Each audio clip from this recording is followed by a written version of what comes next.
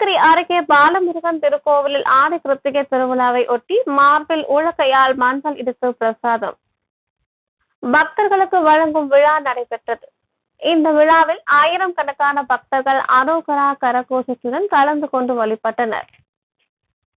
கிருஷ்ணகிரி அருகே உள்ள ஜெகதேவி கிராமத்தின் மலை அடிவாரத்தில் எழுந்தருளியுள்ள ஸ்ரீ பாலமுருகர் திருக்கோவிலில் 79ஆம் ஆண்டு ஆடி கிருத்திகை விழா கொடியேற்றத்துடன் துவங்கி பல்வேறு கட்ட பூஜைகளுடன் நடைபெற்று வந்தது.